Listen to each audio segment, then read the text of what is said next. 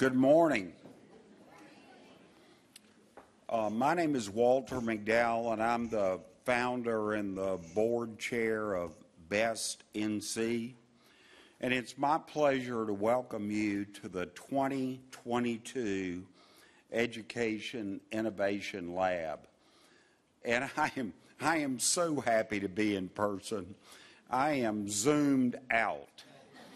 I mean, BEST Zooms and board Zooms, and so I'm so glad that all of you were able to be with us today. We're going to tackle some of the most challenging and important issues that will shape North Carolina's future. Now, last year we were very close to having an in-person meeting, but COVID changed our plans. But there is a silver lining there. Because COVID changed our plans, we developed a virtual capacity, and that last year's meeting was held virtually, and this year we have a number of people who are joining the meeting virtually. Now to the business at hand. Brenda Berg will walk you through the tremendous work that has already been done and is being done to improve teacher recruitment and, importantly, to improve the teacher experience. Now, when BEST was organized 9 years ago, our CEO leaders said the very best way that we can impact K-12 in North Carolina is to support all of the talent issues: recruiting, retaining, training, development, principal leadership. That's our sweet spot. And Brenda will tell you more about the work that we have done. But I must say that any visit to a school building in North Carolina or any conversation with a teacher, something's not right in our schools in North Carolina today. And by that I mean that teachers often feel overwhelmed and under-supported and sometimes even under attack. More about that later. But let me give you two examples of why K-12 education is so extraordinarily important today. The stakes are higher in education than they have ever been before. No longer can you leave high school with a diploma or a GED and succeed in today's economy. More than 67% of the jobs in North Carolina today require credentials beyond high school. So we have a responsibility to ready every single student to succeed beyond high school. Now to the second reason, and this one really hits home to me because my daughter is a public school teacher. I do not believe that we recruit, retain, and support teachers like the highly skilled professionals that they are. In my old company, when we recruited someone new, we surrounded them with mentors and coaches, and we showed them a career path where they could succeed in opportunity and financially. And that's still not true for our teachers in North Carolina. Now, it is happening in some schools. Some teachers are properly supported, and they have career opportunities primarily through the new advanced teaching roles model. But that's the exception and not the norm. Teachers are highly skilled professionals, and they deserve our support. Now, I want to take a minute and recognize two people who are with us today. First, Johnny Belk is a board member and a member of the executive committee, and Johnny's family and his foundation have supported us at every step of the way for 9 years. Another is David Neal. David lives in Winston-Salem, and I met with David 9 years ago and said, I have an idea, and he wrote a check. And David is now serving as a board member. And Phil Kirk, my old buddy Phil Kirk, has been a member from the very beginning.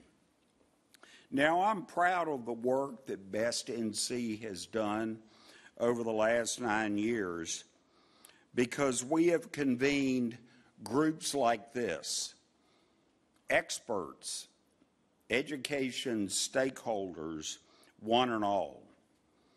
We've listened to a wide range of perspectives, consulted the data, and proposed actionable policies and programs that are making a real difference for teachers and for their students. Now, I'm thrilled that each and every one of you are here with us today, and I encourage you to participate today with an open mind, an open heart, a spirit of sharing, and an eye on actionable goals. And with that, I want to hand the podium over to the President and Chief Executive Officer of Best NC, Brenda Berg.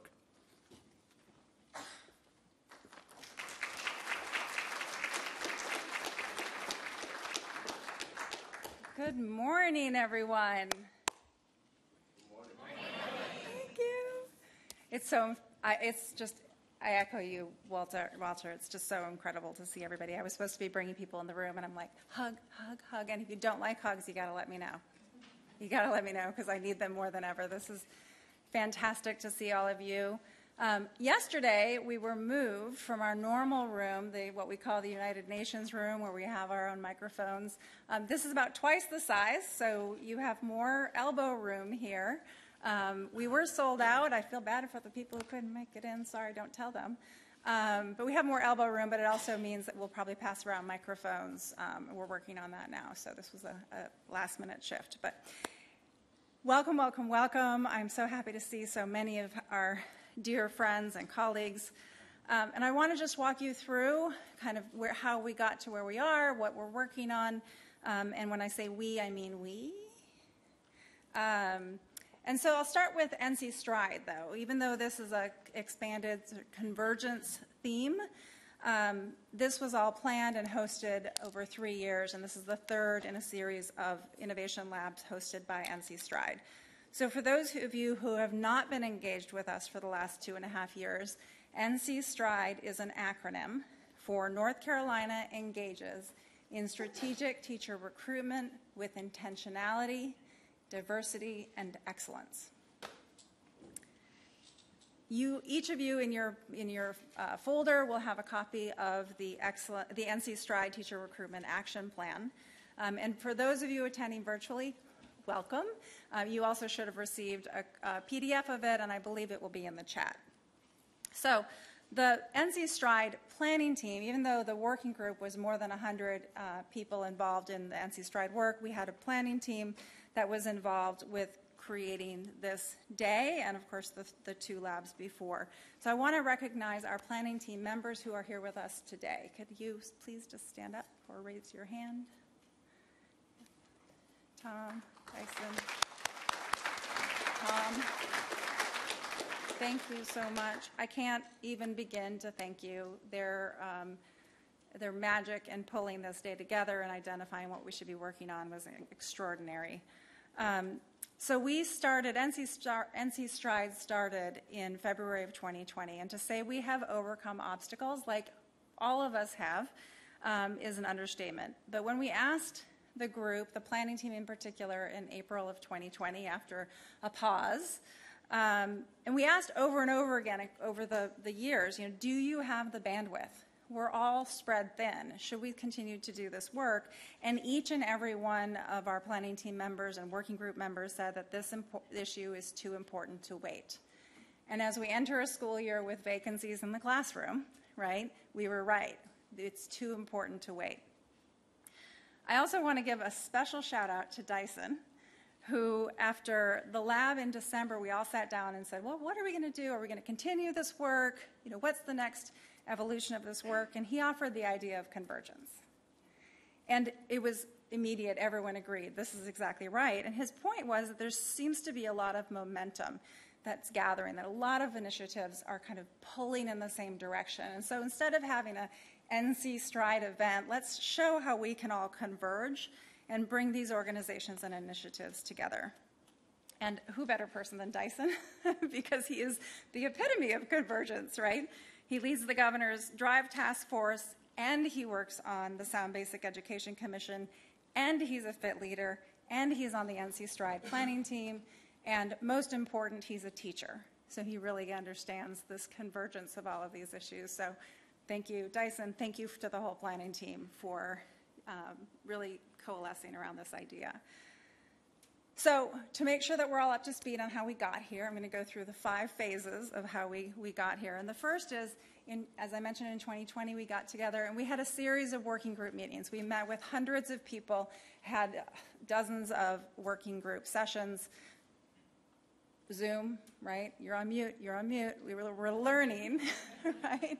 And had conversations about what we do know. What we do know to be the problems, what we do know to be the gateways. You'll find those in the action plan. And then phase 2 was really, what do we not know? And so we had an innovation lab where we really examined issues and unpacked issues that we didn't know as much about. Phase 3 was we actually released, based on all of that input, the action plan, 150 recommendations. But out of that, we felt like there were 5 really key pivotal recommendations. And so the 2021 Innovation Lab was phase 4, focused on those 5 recommendations. And you'll see those in your program, and I'm pretty excited because all of those 5 initiatives are in progress, right? These are not just conversations and nice little colored documents that sit up on a shelf, but this work is actually progressing forward. Which brings us to today, where NC Stride is working and aligned with a dozen efforts that are collectively working to improve the educator experience and teacher recruitment. And when I say a dozen or so, here's a list of a dozen efforts in the last 8 years. We've all been part of one or more of these efforts, and there are so many more. There are individual efforts. There are individual EPP programs and policies and policymakers and commission hearings that are all kind of pulling in the same direction. And we wanted to share some of the perspectives of the education and policy leaders who are working on teacher recruitment and support issues. So we invited them to share with you through a video. And here it is.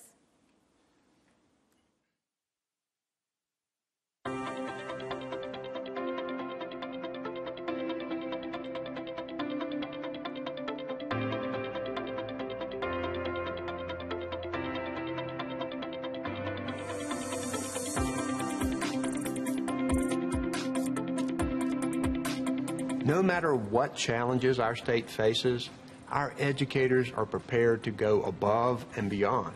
Teachers play a vital role in preparing children to be successful in higher education, in careers, and in life.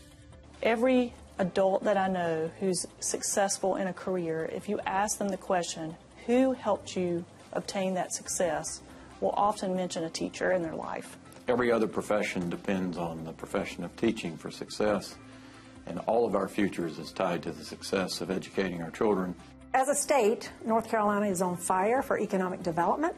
Unfortunately, we are struggling with workforce talent, and that includes the teacher pipeline. Everything that we strive to accomplish with education in North Carolina begins with the teacher that serves in front of our students in the classroom. And so you cannot have a crucial conversation about improving education in North Carolina without talking about recruitment. Teacher recruitment is important to everyone in North Carolina because we must have highly qualified and excellent teachers in every single classroom. We need a diverse teaching workforce. We want to encourage men and women. We want our students to have role models they can identify with, and we want it to be a field everyone finds as an option. So our challenge is to find those people to say, I really want to teach. Teaching is exciting. Teaching is fun. Teaching is something that I want to get up and do every single day.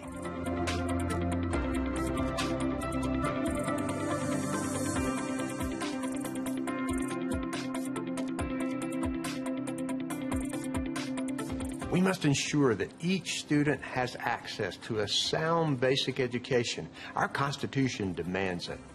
That means doing better at attracting teachers and keeping them with higher pay and more respect for them and their profession. The last budget helped tackle educator pay, but we need to do a lot more. And we know that more diversity at the front of the classroom improves student success across the board. That's why in 2019 I established the DRIVE Task Force to attract more diverse teachers to our schools. And now we're putting their ideas into action. The department has representation on the Governor's DRIVE Task Force with Best NC Stride, and with also Teach NC, which is part of the larger Teach.org organization. And the reason why this partnership is particularly exciting is because the legislature has given the department a position that will do nothing but think about teacher recruitment challenges. We take our role in educator preparation very seriously. Our new strategic plan includes the goal of increasing the number of graduates from our institutions who go on to work in North Carolina's public schools. And to support this goal, we'll continue to collaborate with high schools and community colleges to recruit students into the North Carolina Teaching Fellows program that is housed at 8 of our universities. The goal of Teaching Fellows is to boost the pipeline of potential teachers in high-need areas, such as STEM and special education, as well as improve the diversity of the teaching workforce. Many independent colleges and universities were founded and established by citizens in North Carolina to prepare teachers for our classrooms in our schools. And that means that this is a commitment that we've had since the founding of our colleges and universities, but it is also one that is just as important to us today. For those students who start their education at one of our community colleges, we have articulation agreements both with the North Carolina independent colleges and universities and with the UNC system schools. So 24 independent colleges and universities and our 15 public universities have articulation agreements with our 58 colleges. So the students that begin their 2-year degree at one of our community colleges can seamlessly transition into a 4-year institution to complete their teacher education program and their bachelor's degree. We are a nonprofit organization that's focused on the state's educational attainment goal. The goal is to have 2 million North Carolinians between the ages of 25 and 44 to have a high-quality credential or a post-secondary degree. Teachers are one of the basic foundations for our ability to meet that goal. Without an effective educator in every single classroom, there's no way our students will be academically prepared in order to be able to take advantage of post-secondary opportunities. Becoming part of the NC Stride planning team, we realized that recruiting teachers in the state of North Carolina was one of the priorities that we need to have in order to have an effective teacher in every classroom, from K all the way up to 12. Our goal was to always come up with the best plans that would be feasible, that can be implemented right away, that would be helpful towards recruiting teachers in the state of North Carolina. The FIT Leaders began in 2018, and it was a wonderful collaboration of teachers, principals, central office leaders, all the way to the superintendent level, who came together to look at the professionalism of teaching and to particularly identify and address the barriers to teaching. Legally, our responsibility is around standards, and particularly our licensure requirements for licensing teachers. Today, we're in the midst of a significant improvement on that system because today's licensure system fails to recognize and reward and acknowledge the great work that teachers are doing, as well as it fails to provide the necessary supports, particularly to teachers in their early years, in order to grow and develop their craft as a profession. So we're looking over the next few years to redesign with teachers a licensure system that supports them in more meaningful ways, recognizes the great work that they do, rewards them for that great work, and then, in the end of the day, creates greater positive outcomes for our students.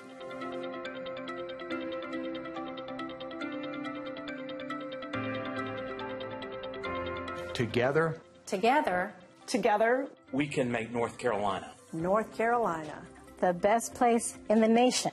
In the nation. To be a teacher. To be a teacher. to be a teacher. Thanks so much.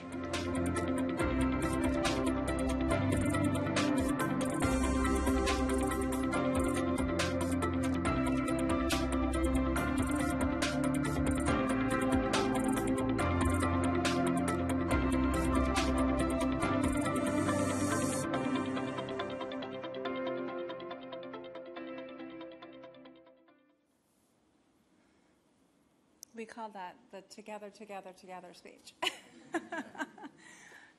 And I want to thank Zach Hodges on our team for putting that together. It's a great summary of what education leaders are thinking, and it's a great way to start the framing of our day. If this group, can get together and agree on some shared values, which they do, we can follow those same shared values. And so I'll walk you through some of the things that you probably heard. One is obviously every student must have access to an effective educator. We all can agree on that point.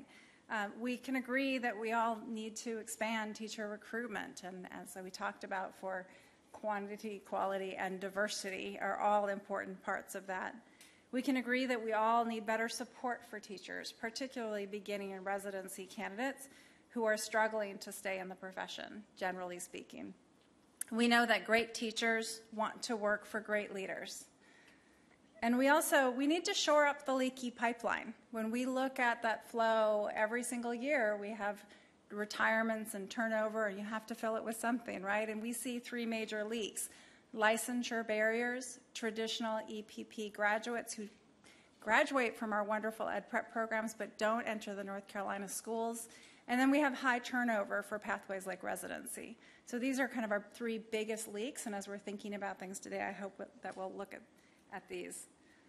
But there's a lot of progress being made, and so I want to point to some of the good news that we should all be celebrating, and this is work that everybody here has been involved in. Again, you're doers, right? And as Claudia pointed out in the video talking about NC Stride, we're working on actionable items, right? Things that are feasible, that are good, that are best for teachers, that are helpful for students. And so we're making some real progress. And one of the points I want to point out that's a shining light with new data that we just had recently is that in the last 2 years, traditional EPP enrollment overall is up 40%. And that includes increases in traditional, alternative, and master's degrees in EPP programs in North Carolina. Another point of good news is Teach NC was created. That works directly with all of the EPPs and all of the LEAs in the state, and as you probably heard, in its first 2 years, was able to recruit over 2,000 teacher candidates into ed prep programs and into our classrooms. We also have new data. One of those 5 recommendations that came out of NC Stride is we need better vacancy data. We also needed a statewide jobs board, and those are in place. Over the last several years, thanks to the Principal Fellows Program, we now have over 400 high-potential principal candidates who've been recruited and prepared to work in high-need schools. Great teachers want to work for great leaders, right? This is progress. We also have over 900, I love this number, we have over 900 teachers in the state of North Carolina who are now sitting in advanced teaching roles in 19 school districts.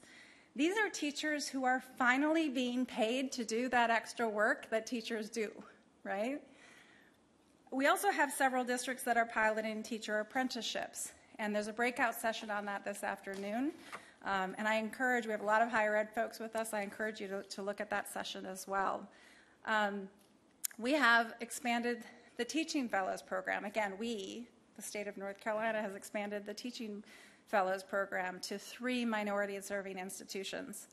And another great example is the Teacher Supplement Assistance Allotment was established, giving $170 million to school districts to be able to supplement teacher pay, particularly for low-wealth districts, right, who aren't able to do those teacher supplements. So that's really exciting news. I hope that we remember always to take that time to celebrate the good things that are happening. And yet, I hope we're fueled by the things that we still need to do. There's just so much more to be done.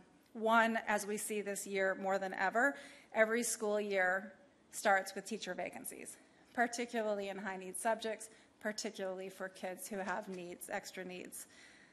2, traditionally, and I mentioned this a little bit earlier, traditionally prepared teachers are our highest performing pipeline of teachers, and yet 38% of our EPP graduates do not enter North Carolina classrooms.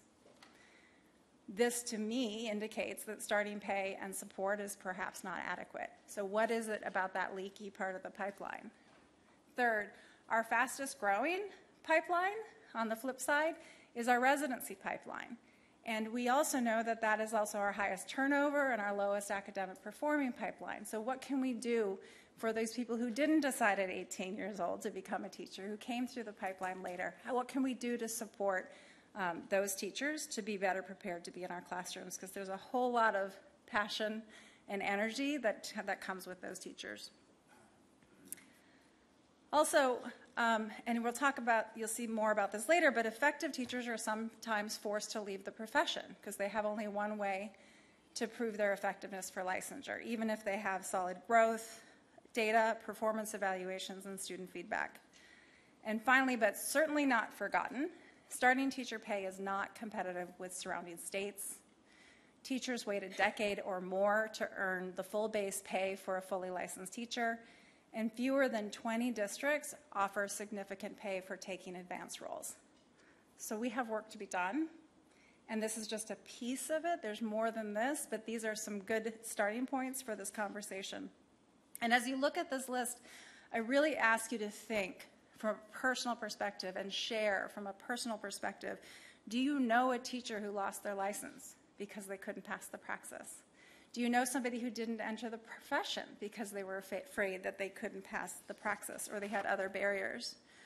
I've known through Teach NC we've met teachers. Last year we profiled Shaquanda's story, and she didn't enter the teaching profession because she was afraid she wouldn't get enough support. So thankfully, Guilford County offered her a try-it-on experience as a TA, but we know that this is a barrier to entry.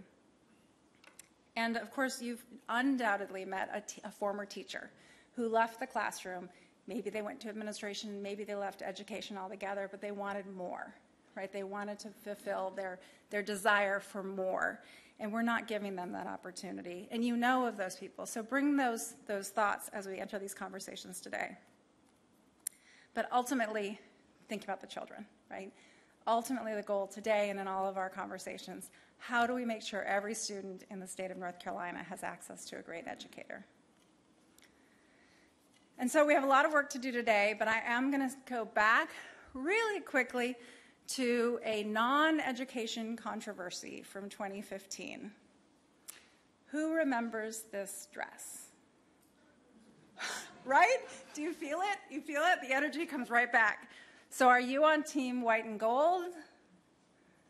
Yeah? Are you on team black and blue? Seeing some hands, right? Do you remember this? So it turns out we're all right. Kind of. You've all heard the phrase that where you stand, it depends on where you sit. In this case, it turns out that this picture of a dress was underexposed, which created ambiguity. The color was not clear, sort of like, when you look in your closet when it's dark and you have to sort of make out what's in there. So without enough information, each of us is filling in the details with our own lived experience. That's right, it's just a dress, right?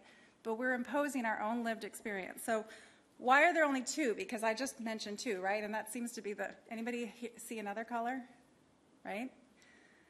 So it turns out it has something to do with how much natural versus artificial light you're used to seeing.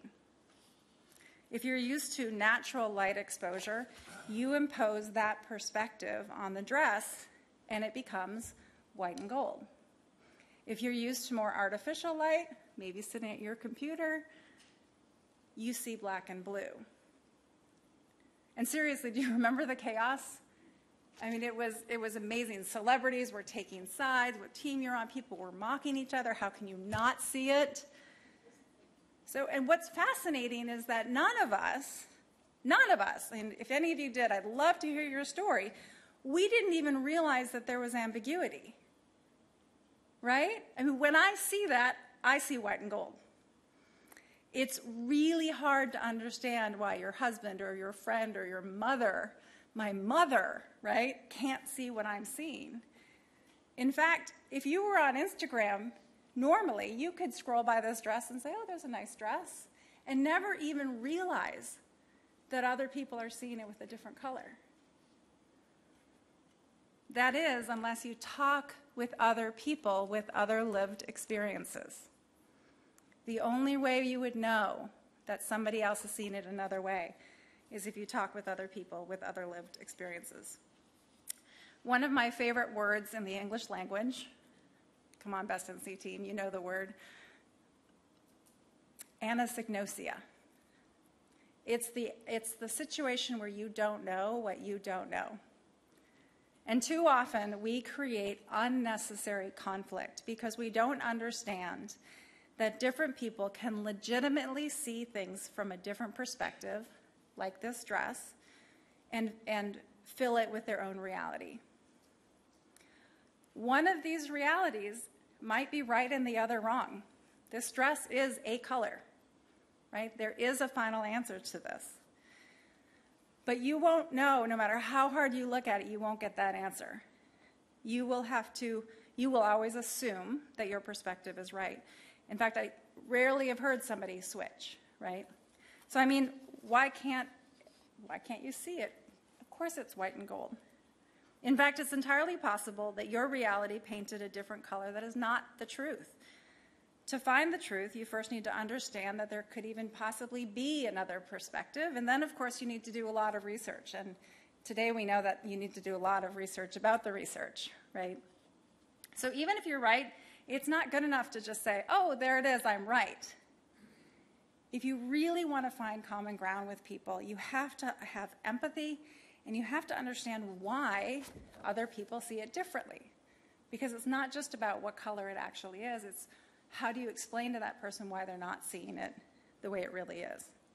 So it's in these moments when people see things from a different perspective that grace, patience, and willingness to listen are important. After all, since their reality is unaltered by your reality, or vice versa, understanding their perspective is the only hope for common ground. And so that's why this room is filled with so many diverse voices, so many diverse perspectives. We have over 150 people participating today, in person or online. More than half of you are educators or former educators. I'm sure that's actually closer to 75%, but I didn't have everybody's head count. Nearly a quarter of you work in higher education, and we are joined by dozens of policymakers, researchers, and advocates. And I'd be remiss if I didn't thank our policymakers who are here today with us, Representative Torbett, Representative Clements, Senator Lee. Did I miss anyone? There's Senator Lee. And we have several policy advisors who are participating in person and virtually, including the governor's policy advisor. So as you go through your day, please keep this dress in mind. If you disagree with someone, it's not because they're wrong or they're being disagreeable. Perhaps it's just because they have a different life experience. And therefore, either one of you, in all honesty, could be right or wrong. And because this is a safe space, we work really hard to make sure the Innovation Lab is a safe space for difficult conversations. I want to point out the norms that we've had since we began these labs in 2014. First of all, please be present. We as a group commit to minimize distractions and stay focused toward our goals. Participate. We will actively engage in conversation, and if you're online, please use the chat function. And I would encourage, if you tend to be a listener, try to be a talker. If you tend to be a talker, make room and space and listen. Support productive collaboration. We'll use the yes and model to build on each other's ideas. Share airtime equitably. We will listen actively and invite the contribution of all members. Ensure a safe space. We welcome new ideas. We welcome new ideas, even those that may make us uncomfortable. We will not share on social media any participant statements or questions. Agreed? And then have grace. We will be professional and supportive of each other in our work together, because after all, we are all here with the best of intent. And so while we ask you to keep participant conversations within these conversations, so we have those safe spaces for those tough questions, we also encourage you, if there's positive news or you want to celebrate a presentation at the lab, please use these hashtags NC EdLab 2022 or NC Stride or NC Convergence. One other housekeeping note, you have your folders. You've probably gone through them a little bit. Please note that you have the lab program, the NC Stride action plan, and our annual facts and figures guide. I especially encourage you in the program to look at the data. Some of these data are old that we've had in the facts and figures, but we have some new data, newly uncovered data, that are relevant for the conversations today. I think you'll find them really intriguing, as we did. We've also included a note-taking document to capture your learning. So we encourage you to use this as a way to sort of structure your thinking throughout the day, because we ask you all to contribute to the conversation. But when you leave here, these notes and your thoughts, it's so valuable if you can bring these discussions back to your communities and back to your network. And with that, I will now turn things over to our 2019 Wells Fargo Principal of the Year, my dear friend, NC Stride Planning Team member Matthew Bristow Smith, who will introduce our next speaker.